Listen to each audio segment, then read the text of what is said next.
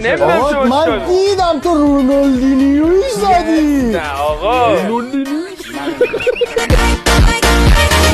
ما دیدم ایشون شریدره. چیه؟ شریدر. شریدره. نه تنها تو زندگی دخترت با تر میزنه. خیلی سواره. این از کلوب کار در برده.